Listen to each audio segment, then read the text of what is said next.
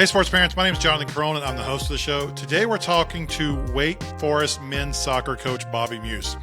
Coach Muuss has coached at the Division I level for nearly 20 years, winning multiple Coach of the Year awards and leading Wake Forest to national prominence. He's also the dad of athletes and has coached his son's recreation soccer team as well, and will tell you that's his hardest coaching job. In our conversation today, we talk about the balance between specialized training and keeping pressure off our kids at young ages. We talk about what success for athletes looks like at different ages growing up and how to best support our kids through it all. We even dive in a little bit on recruiting and what college coaches are looking for in high school athletes and their families. So if you don't want to hear that, make sure you stay to the end. Before we get to that conversation, though, if you like the show today, we're going to ask that you rate us and review us wherever you're listening. If you're listening on Apple Podcasts, writing up a small review would be a huge help. If you're watching on YouTube, make sure to hit that like and subscribe button. Most of all, if this episode helps you in any way, the best thing you can do is share it with a friend. With all that out of the way, here's my conversation with Wake Forest head coach Bobby Muuss. We're here with Coach Muuss. Coach, go ahead and say hey to everybody. Hey, what's up, everybody? How you doing? Before we get into all the things you do and your expertise, we want to meet Dad first. So Can you tell us a little bit about your kids, what they play, and what it's like being dad to them? I don't know what it's like being a dad to them. They probably think it stinks, but I think I enjoy being around my kids. I think a lot of people, especially in Winston-Salem, because she's older. I have an older daughter, and my daughter has actually just finished her freshman year at Montclair State. Where she plays volleyball. She just finished her first year there. And, I definitely put the dad cap on when she's playing. I try to watch every one of her games. My players here at Wake have watched several of one of her matches. Like if we're at a pregame meal and she's playing, I got it up on the big screen. But had a great freshman year, both on the court and in the classroom, and was named an All-American honorable mention as a freshman. So the proud dad moment awesome there, especially from a coaching perspective. She's a competitive kid, she loves to motivate. I think like she's one of those kids that's better, the team's better when she's on the court just because of her energy. That's me. I'm biased, right? That's where the dad comes on. And then I have two amazing young children here in Winston with me, a 9-year-old son and a 10-year-old daughter. Like anything, we're probably oil and water at times, but we unique relationships in so many ways. My son is playing soccer. He plays a little bit of basketball in the winter. I coach his team, which you and I talked about earlier, which it's the hardest hour of my week, but most enjoyable and rewarding. I will tell you, just to be around him and see him grow in the game. As we spoke about a little bit before we got on air, is we're both diehard Liverpool fans, which is something that's really been unique here the last couple of years. My daughter is she puts up with sports, I think, for myself and for Ryland, but she loves to craft and art and drama. She's been doing a bunch of different plays, and I'll tell you what, is like my heart just bursts with joy every time I see her doing things she loves. So that's me as a dad. Obviously, I work a lot. I've done a much better job here, probably I think in the last 2 years, of trying to be as more present, when I'm not at work and when I have the kids. But it's certainly a challenge. But that's me as a dad. Yeah, my daughter is the jack of all trades. Like she plays soccer, but she does dance. We've done art camps down at Sawtooth this summer, and like seeing her come out of the art center with with paint down her arms, and she's so excited. Like it's a totally different side of her that makes it so much more fun, because like it's so tempting to look at these kids as like tiny little athletes because we're into sports and we like that. Yeah. But when we get to see the fullness of them and the fun of like who they're becoming in their own way, it's just, when we let them be who they are, it's so much fun to see what happens with it. Yeah, if I let my daughter be who she is definitely the boss of the house. Holy cow. She's the smartest person in the room all the time. That's good and bad at times. But no, they got art camp not art camp. They have farm camp next week. These kids will be up, and they absolutely love it. And she will come home and tell me everything they've learned, which that's as a parent, it's like just seeing your kids, just with joy, I think is the most important thing. And you get to see them, you pick them up, and they're regurgitating everything they learned that day. That's a special time.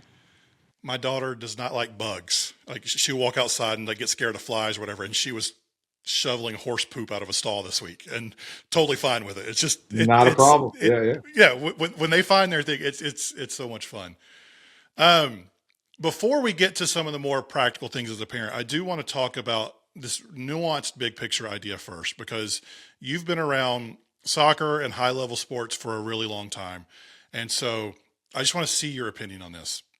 There's some research out of Europe that shows kids who spend more time practicing and training at younger ages are significantly ahead of kids who start training later, at least from a technical standpoint. And there's research on the baseball side from the DR in Puerto Rico showing the same thing. And oftentimes what will happen is parents here in the United States will use that research to show that kids should only be playing one sport at young ages and that they should be training 2, 3, 4 times a week. But here's the part I want to focus on, because this is where I think you have some more knowledge. In Europe, most of those quote unquote elite kids are being trained by the professional clubs at little or no cost to the parent. The club foots the bill. And the same thing's happening in the DR and in Puerto Rico, where the MLB clubs are footing the bill and not the parents. But here in America, we don't have that. Parents are having to pay thousands of dollars. We talked before we started recording how we know people who are paying thousands at 8 years old to get training. And with the increased costs come the increased pressures. If we're paying that much money, you better be doing the work, is kind of the way it turns from a parent standpoint. So if we accept the premise that specialized training is good at young ages, which we can debate at a different time, how do we balance that with the reality that our system is not set up to provide high quality training in low pressure environments? That's deep. I didn't get the questions, everybody, before the show. I can tell you that. I think I can go around about this in a roundabout way. Is ultimately, when your son or daughter starts a sport, why did they start it? Why did we put them in it?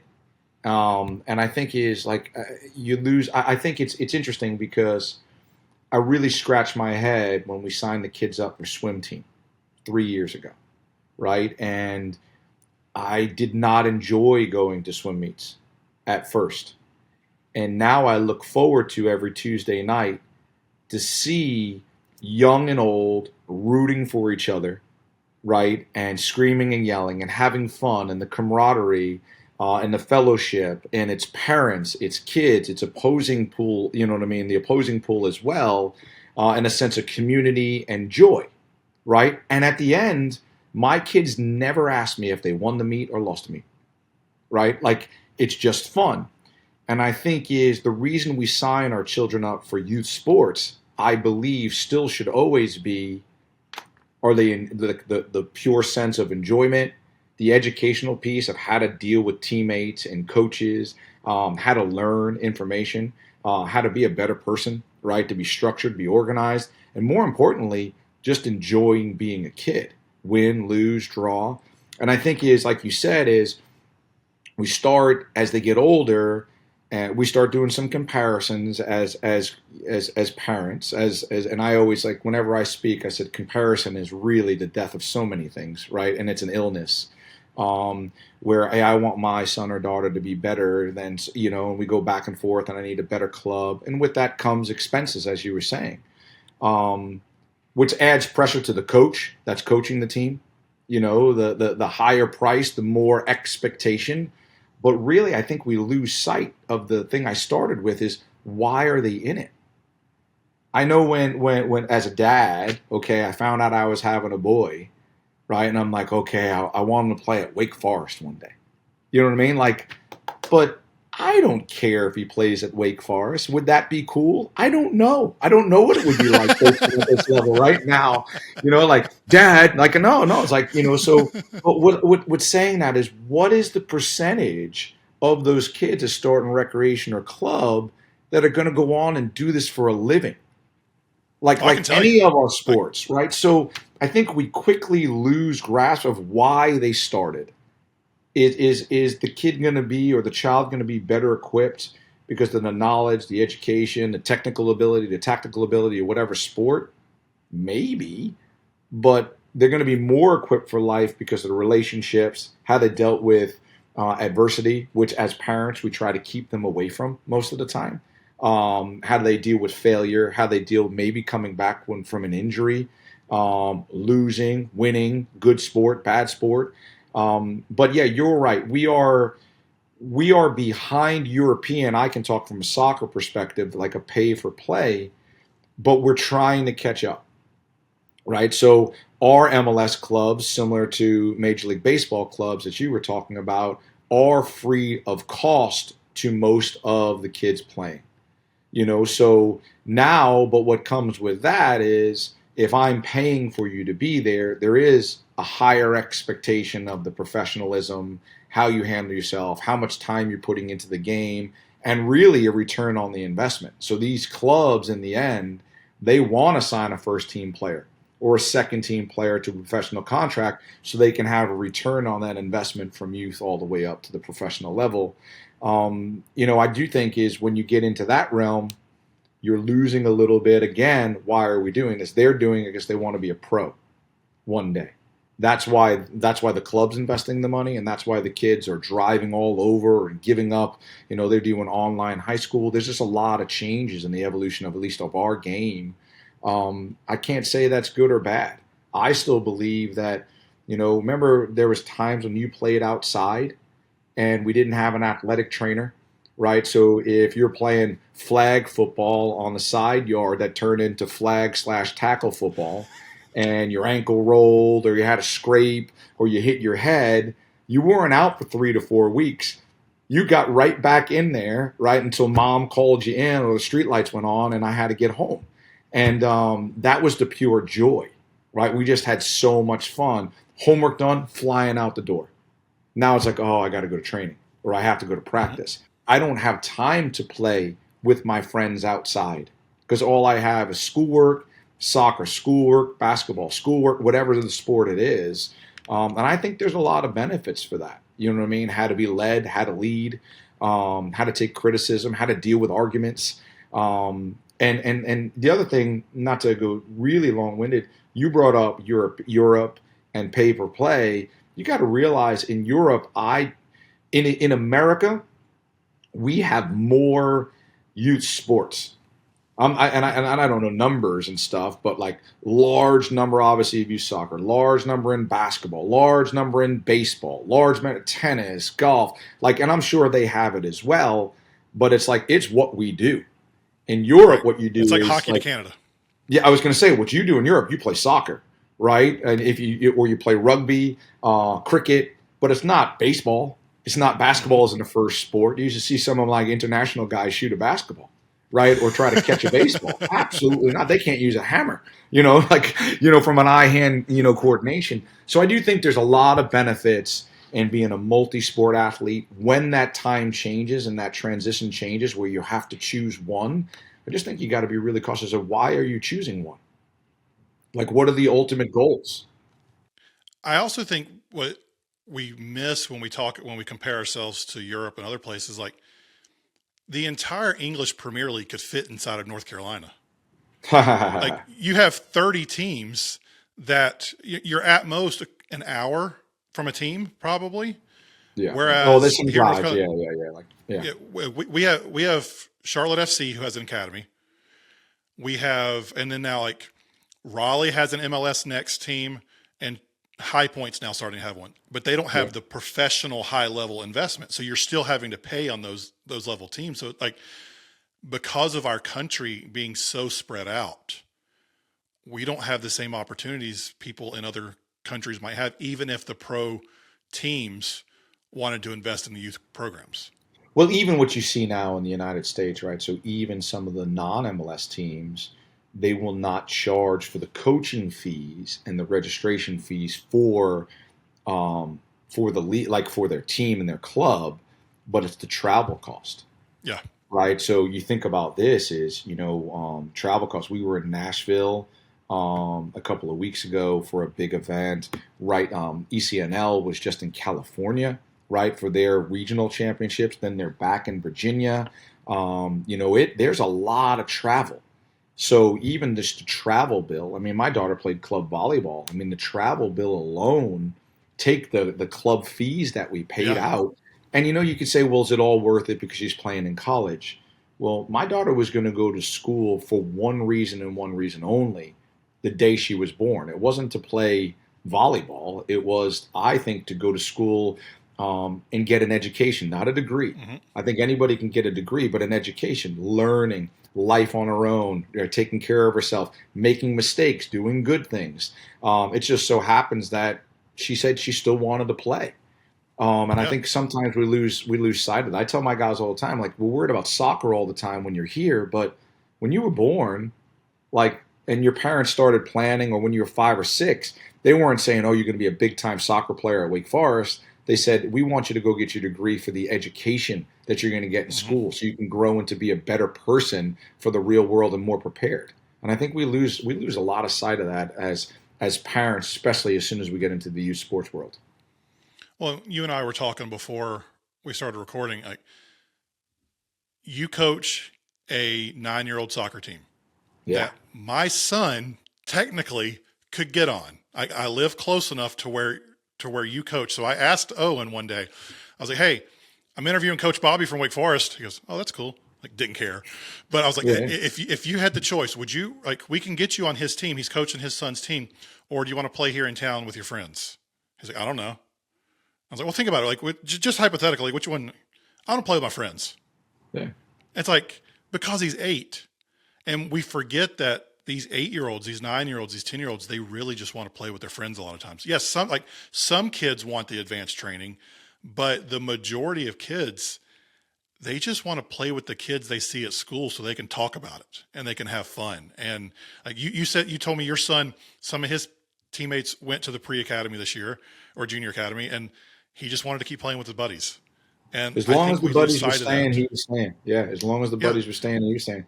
I mean, obviously you don't get paid to coach rec soccer, but I would take a quarter for every hug that occurs in the Hmm. lines. You know what I mean? Like, I, Yeah. I make a pretty good living. All they're doing is hugging each other, pushing each other, like, you know what I mean, like pressing each other's buttons. But I told you, I do think it's the most stressful hour of the week for me, and this is what I do for a living. I coach soccer, but that's not coaching soccer. It's very different. But it's probably one of the most rewarding hours as well. Hmm.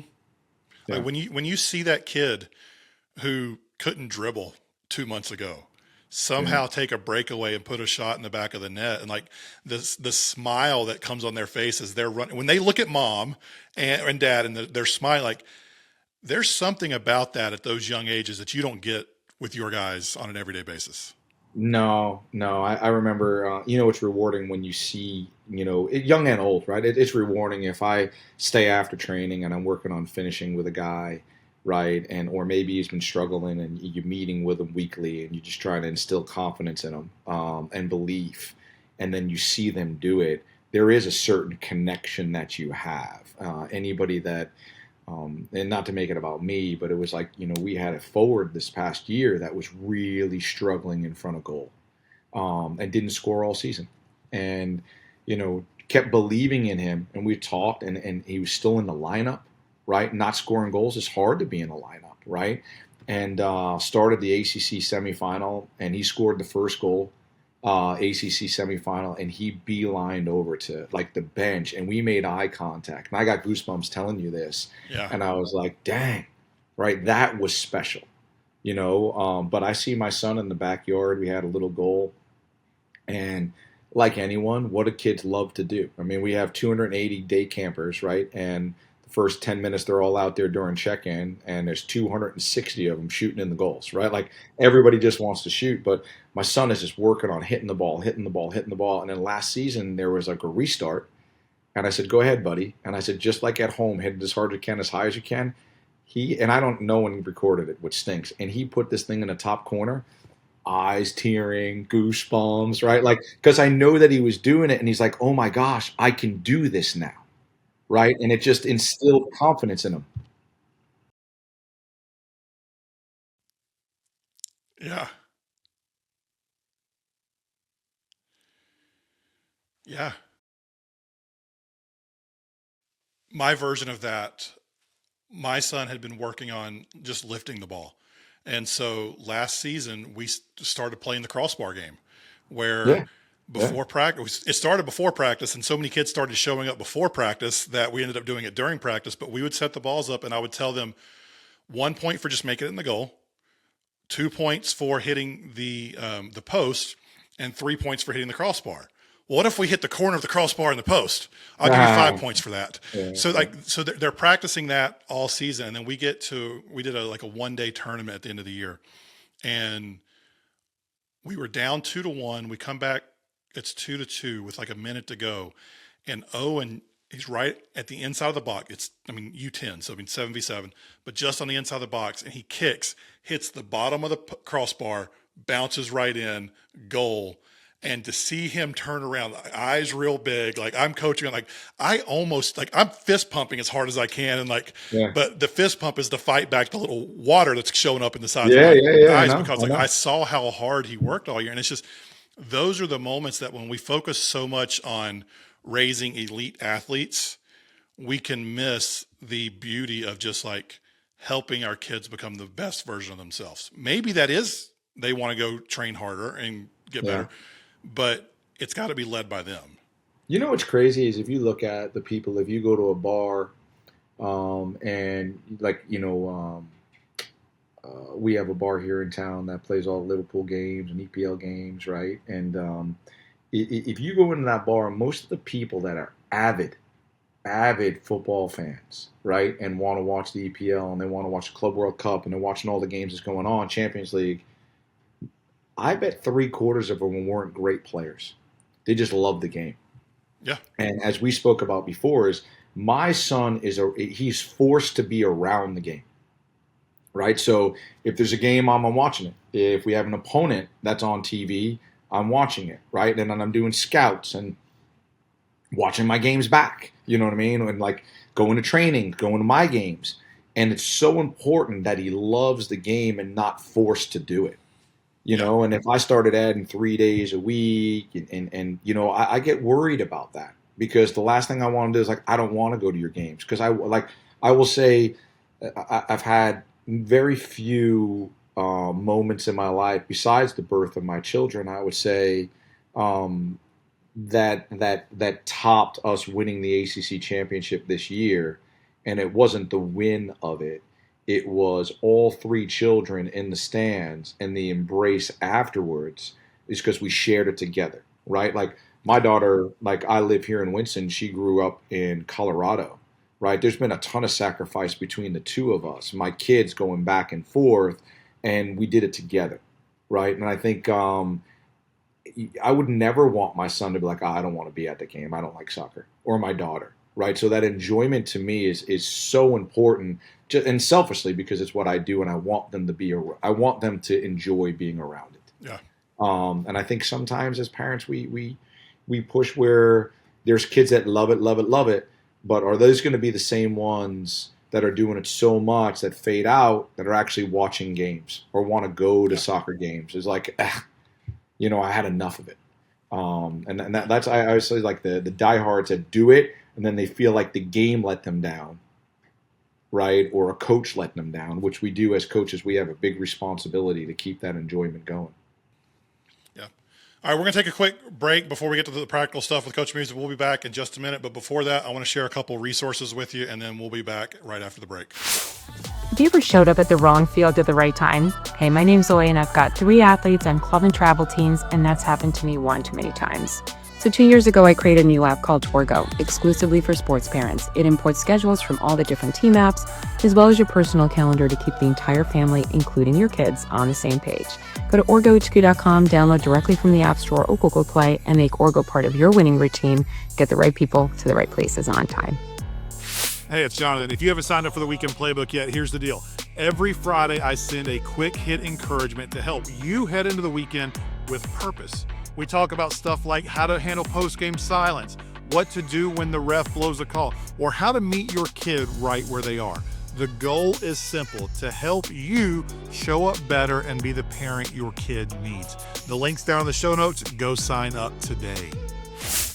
All right, we're back with Coach Muuss from Wake Forest men's soccer. You've coached college soccer for dang near 30 years at this point, and you've coached kids at the recreation level. So you've seen it all. You've been at the pro level as well.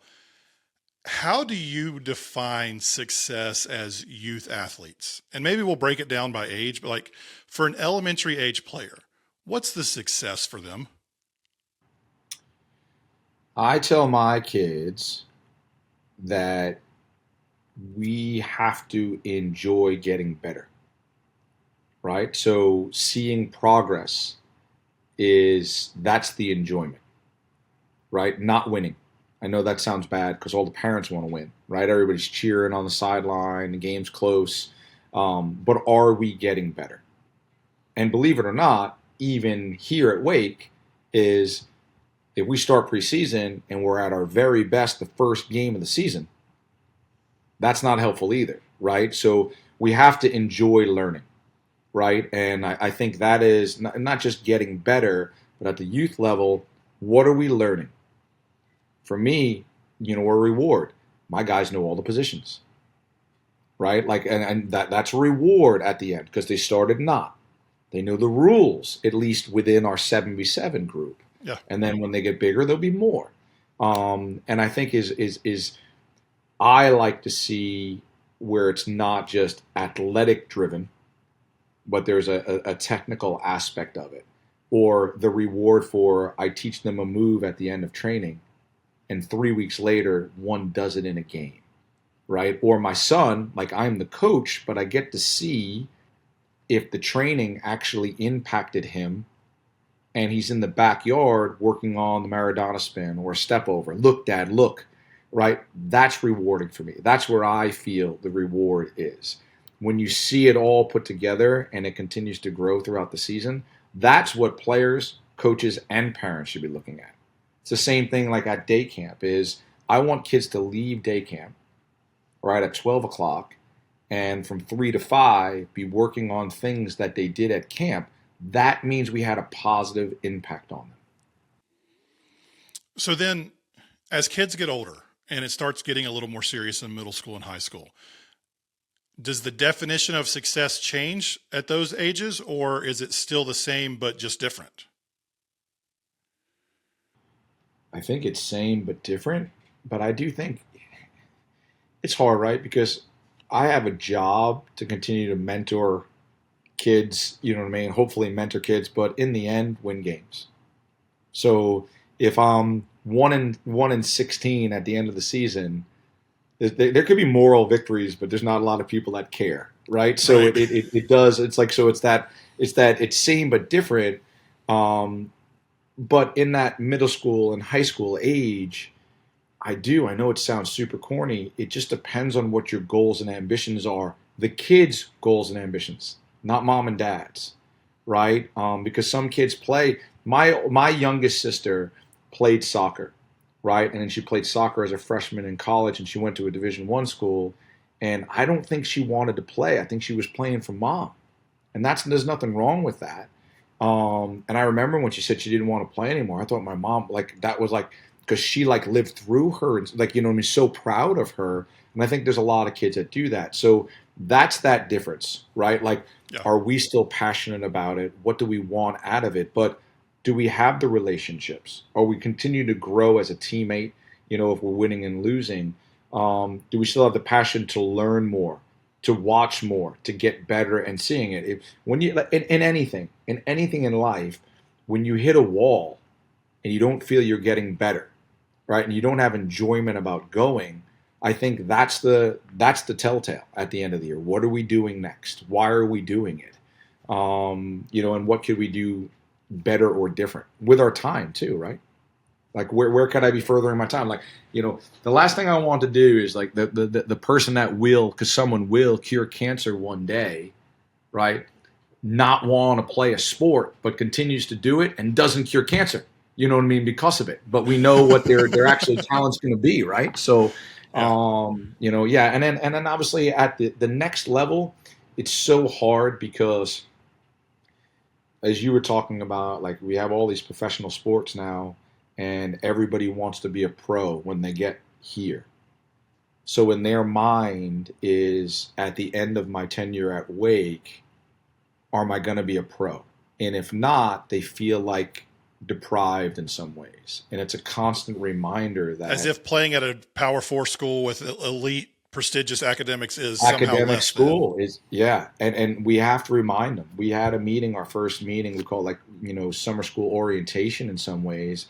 And I put up um, how many applications, what the protocol to even get into Wake Forest is, just to put value on it. I'm not talking about the financial value, the academic value that they have takes soccer completely out of it.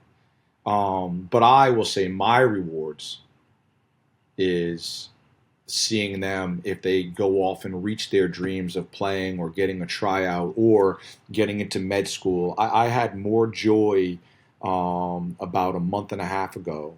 It was almost 2 months ago. One of my former players has been working so hard to get into med school, and he texts me I got in, and like That's awesome. I was beaming for him, right? Because I know he didn't take the easy road, right? Like he just kept grinding and grinding. So there's different ways of having rewards at this level as well. Switching gears a little bit, we've talked a little bit about how we don't want our kids to get to the point where they don't enjoy it anymore. Yeah. And one of the big conversations around youth sports right now has to do with burnout. So from your seat where you're sitting, what separates the kids who thrive long term in sports from the ones who burn out and walk away? And maybe a different way to ask that would be like, what were the early signs or the habits that you saw in families in their approach to sports that led to that long term success, however they define success? Yeah. Families and players, I think the ones that have the most success, there was an exercise I did with a couple of players that said they wanted to play at the next level, but I felt they were missing something. And I'm not talking ability, right? I use the word consistency is what real long-term professionals in any level, right? It could be in the business world, doctor, whatever it is, consistency. Imagine if your doctor wasn't consistent, right, with diagnosis, right, or consistent with surgeries. But My that wife's a separates. cancer nurse, so I That's what I'm just, saying. yeah. Like, do you imagine that, right? Like, so it is consistency is a great thing in anything, right? But with that being said, it's like self-driven athletes, not parent-driven athletes, right? And even as adults, like, I want to have the motivation to do the dishes. I don't want to be told to do the dishes. Because when I'm told to do something, there's hesitation. You know what I mean? And it's, I don't know why the human brain works that way, right? And I tell guys all the time, is like, we have rules and structures, like where they do it at the beginning when they get here because they have to. We have a winning team and they grow when they start doing those habits because they believe it's the right thing to do for them to reach their goals. And I think the players that have had the most success have been internally motivated, not externally motivated by me or their family. I will say families that support and don't drive, I've seen more success over. We've also seen some success where you take this, they're in the house, mom and dad all over them. You need to do more. You need to do more. On the ride home from the game, critical. And then they get away, and it's a little bit of a reprieve. You know what I mean? Where I can be a little bit free. I always tell the staff and players that opening game on the weekend, we play Thursday, Sunday. Everybody comes. And I tell the team, it's like, don't worry that people are here. Because when mom and dad are here, what do we want to do? We want to play, right? And if I don't play, it's a disappointment, right? And that stress builds up. So the ones that come in and just want to enjoy seeing their kids be happy, playing or not, I believe that is a big change in the mentality of a young student athlete. And I was saying that exercise that I do is I put a circle, right? And then I like in there is like players that you played with that were here that have gone on, like, or just players you played with that were self-motivated, right, that did things the right way, both on the field and off, because they do not separate, right? Who are they? And then guys that took shortcuts and stuff, right? Who were they? And it's interesting is the guys that took shortcuts and stuff, that doesn't mean they didn't reach their goals. Short term. They got tryouts. They were with a team for a half a season, then got released, got tryouts, had habits that didn't consistently make it, got released. But those guys that were self-motivated, that on a day off were in the weight room or in ice baths and taking care of themselves, and their diet changed while they were here, those are the ones that are still playing. Those are the ones that everybody's envious of and want to challenge and chase them. So I say this is like it is really a short story for you. My daughter, as I told you, she grew up in Colorado, so she stayed there when I moved here for Wake. Hardest thing I've ever done. It still is. We talk about it still. It's like I regret it every day, but you know what I mean? Everything works itself out, Yep. and God's got a plan for everybody. But I would fly back and forth as much as I could in season because her volleyball season's in the fall. So if we train in the morning on Tuesday, I get on a flight to Charlotte, go there, take a red eye back. I'm here Wednesday morning. And I would do that a handful of times a season. Hard, I'm getting older. But last year, 2 years ago, I surprised her. I'll never do that again. Right? I surprised her. And she cried when I walked in the gym. I cried. And the game went on. And my daughter didn't get into the game. And I didn't care at all. At all. But she comes up in the bleachers crying hysterical at the end of the game. And I didn't know what happened. Team won. I am so sorry you came all the way here and I didn't play. And my daughter and I have this thing. When she cries, I cry. When I cry, she cries. Yeah. It's instant, right? And I just started bawling. And I gave her a hug. I'm like, I didn't come here to watch you play. I came here to see you and to support you, right? And show you that I care about you. And I never care if she plays. If I fly up and watch her in college and she doesn't play, I'm not going to be mad. I just want to support her. And I use that as a story of that's the impact that we have that I don't think sometimes we realize we have. And I think that's important to say. That leads me to what I want to ask you next. Like, over the summer, I did a post on social that got some attention. I said that sometimes parents and their behavior on the sidelines can be the biggest thing holding kids back, just in performance or from getting opportunities to play at higher levels. Like travel coaches and even college coaches sometimes don't want to deal with the parents who are massive headaches because they can impact so much more than just the game. So how would you describe quote unquote healthy behavior on the sidelines for parents? And what's your advice to moms and dads on how to show up and actually help their kids during games so that they don't have, your daughter probably had some guilt that day that you showed up and she didn't play. How can we show up in ways that are supportive, that are guilt-free, and let kids play with freedom? I mean, I just think what we say, right? Words are strong. I think I'm on the sideline all the time recruiting, right? And at the most, like in the MLS clubs, there's a lot less parents. Like they all travel together, and there's just a lot less people on the sidelines than some of the non-MLS games. But I think it's like, being positive, right? Not coaching your son from the sideline. I think a coaching parent on the sideline becomes a coaching parent all the time. So, and as a coach, you're like, no one wants a coach to be questioned by a parent that thinks they're a coach. I always love to say this is like, you get a call and the parent says, I don't know anything about soccer, but stop. Because you do think you know something about soccer because the but is coming. So, I think that's always interesting, but just being supportive of the kid. Like it's not always the referee's fault. You know what I mean? It's not, if Johnny was in, we would have won. They took him out and this happened. I look at it from a recruiting perspective is most of the time, right, coaches, and we do our research, right, we make phone calls. So maybe a coach, before we're going to an event, my assistant's going to an event next week and reached out to a couple of these coaches. Hey, is there anyone that we need to look at? Because we don't want to miss the boat. And those coaches come back and they can say, hey, Jonathan's a big time player. You know what I mean? Internally motivated, really good teammate. But I got to be honest with you, his dad's a handful. And what do we say? Well, what do you mean? You know what I mean? Well, and you're like, okay. Now that talent must really, really outweigh that distraction. And a lot of times it doesn't, right? Because I say this, I know it sounds awful. I do this at a lot of my camps, and I go, and some kids get it, some kids don't, right? And I said this to Johnny Pereira the other day, like when we had lunch, and I go, what's the difference between my team and my children? And parents need to hear this. Like, what's the difference between my team and my children? I choose my team. I don't choose my kids.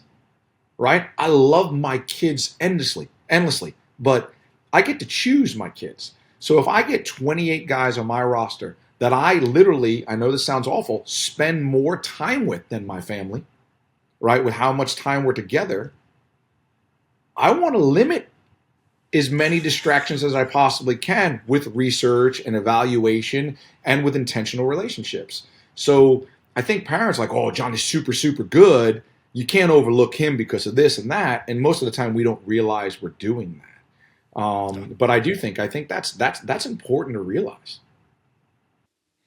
Yeah. I just think that I love you choose your team, and people think talent wins out, and sometimes, but I'm not going to choose to have a headache around me for 4 years. Like, it's just, that goes against human nature. Yeah, constantly being questioned. You know what I mean? Like, I think it's the relationships with kids and their parents, I think, are important too. Like there's a lot of things. I do do's and don'ts at camp. I actually wrote a presentation that we have camp next weekend, and I present with parents and kids, do's and don'ts. If you do have an opportunity of going in on a visit, right, and you're going in on a visit and you're sitting with me, and, you got mom and dad and the son, right? In this situation, I coach the men. So as his son sits here and I ask the son a question and both mom and dad answer the question, right? Like, I'm not coaching them one day. I'm going to coach him. But those are feelers. Like, those are things that are there. That's true. Or, you email a kid and mom and dad email you back, or mom and dad are emailing you on behalf of the kid. Well, Johnny's really busy, busy. He's in high school. Nothing compared to the busy that he's going to be here. You know what I mean? Like, you imagine like you doing a job interview. Hey, John wanted to get back to you, but he's extremely busy. Like, no boss wants to hear that. So there's do's and don'ts in that, right? And I think that's powerful because we want kids to be self-sufficient. And there's a lot of us, like, we protect our kids, right? Are they worried about him saying something stupid so they answer for him? Like, I want to hear him say something stupid. I also, the way the kid interacts. Because is there good intent behind that stupid thing? Exactly. I'm okay with that. If the 17-year-old says something stupid, but 100%. They have good intentions behind it, I'm okay with that. The other thing too is like, how can, like, if a kid snaps at his mom or dad and says, "Hey, mom, shut up," like, whoa. If he says that to mom and dad, do you know what he's going to say to me? I didn't give birth to him or raise him, right? So there's like, you see a lot, man. You see a lot, right? And my staff does an incredible job of weeding things out almost before they get to me. They'll be like, "You're not going to like that." You know what I mean? And then we move on because there's tons of people out there. And that's what people don't realize. All right, last two questions for you. We try to end each week with these two questions. First one is really fun. What have I not asked you that you think sports parents need to hear the answer to? I think it's sad. But what is the reality, maybe, or the chances, no matter what sport it is, if my son is really good as a youth player, you know what I mean? What's their chances of playing in college at whatever level it is? What my chances are not only just playing in college, no matter what the level is, of what the chances that my son or daughter earns a scholarship, because that's what everybody wants in the end, right? It's not even the kid's passion to get a scholarship. It's mom and dad. It helps them financially. It helps them ego-wise to say that. And I think I grew up on Long Island. I grew up in a little bit of a bubble, right? Everybody was awesome. And then you leave Long Island and you see what else is out there. I mean, you're in King, you're in this town where, someone could be We're little. elite. Yeah, you're tiny. And then you go to Raleigh and you're like, oh my goodness, there's Yeah. other athletes that are better than mine. Right? But I do think the harsh reality is it's a small, small percentage. And I think it goes back to what we were talking about earlier is how hard do we push? Right? Yes, you have to be pushed, internally motivated, but the chance that we reach that goal is very, very difficult, and only a small portion of people are going to be able to reach that goal. Why are we doing it? Right? And it goes back to what I said is like, what fulfillment are they getting from it? Right? There has to be joy in the end of this. At the end of their senior year, when they're done playing high school soccer or their last club game, for them to feel okay with going to university and not playing the sport. And if they do, how lucky and privileged and blessed they are, because a small, small, small percentage are going to do it. Last question goes along with that. For the parents who are leading their kids through this journey, who have never been here before, don't have a clue what they're doing, and they just see a kid in front of them who loves playing a sport and they want to support them the most they can, what's your encouragement to them this week? Exactly what you just said. Just support and encourage them as much as they can, right? I think some people have more means than others, but within your means, right, support them to at least chase that ambition, right? And just because, maybe I don't have the means and I get a second job to do it, right? Or I'm taking time off, never, ever, ever using that as motivation for your child to continue playing or as motivation for them to do more. And I know this sounds harsh, but I see that even here. I did this and this and this for you to be there. You need to be playing more. You know what I mean? Like, and that is really hard for me because this pressure that's built up on these kids because they never want to let mom and dad down. So if you're going to do it and you're going to support your kids, I'll never tell anyone how to parent, but never use that to motivate them, right? I spent this much amount of money, and I find myself the same thing, right? Like you sign my son up for something and then he decides he doesn't want to do it. Like, well, I just wasted money. I signed you up, right? Like, and there's this fulfillment like of a commitment. But at the end of the commitment, that's not thrown in their face. And like I'm guilty, right? Because we get mad when we waste money, right? And it's hard earned money, but not nature. to motivate, yeah, not to motivate them to do something that they don't want to do. I mean, like we have to motivate people to do stuff they don't want to do, like homework, right? Or community engagement, but not a sport, right? Just because we want to live or we sacrificed for them to do it. And that may not be the answer that maybe everybody wants to hear. Maybe it's not like as, earth shattering, but I see it a lot. And it's you see the kids on the sidelines, like, and parents are like yelling and screaming, and like trying to push them a little bit more than like, why are you yelling and screaming? Because that's where it ends, where they feel there's pressure, you know what I mean? Because of what we're doing as parents, kids never want to let us down. And if they think they're letting us down, I don't think young kids work harder. They shut down. And that's where the joy ends. And you lost them at that point, right? And for me as a soccer coach, it's like I want to see young kids just love playing, going home, playing in the backyard. You know what I mean? Playing after school with their friends. That's what I want to see. That means we're doing something right. That's a great spot for us to end. Coach, thanks for sharing your time with us today. I appreciate it. Absolutely, man. Thanks for having me. That's it for this week. As a reminder, if you want your weekend playbook, head to healthysportsparents.com/playbook. or click in the show notes down below. The merch store is open as well. That link is in the show notes. Every shirt you buy is one step closer to helping the Healthy Sports Parents book get published. So thank you for that. If you like the show today, I'm going to invite you to subscribe on your favorite podcast app or on YouTube. If you're listening on Apple Podcasts, it'd be a huge help for you to write up a small review. If you're on YouTube, make sure to hit that like button as well. If this episode has helped you in any way, the best way you can help us grow the show and grow this platform is sharing this episode with a friend.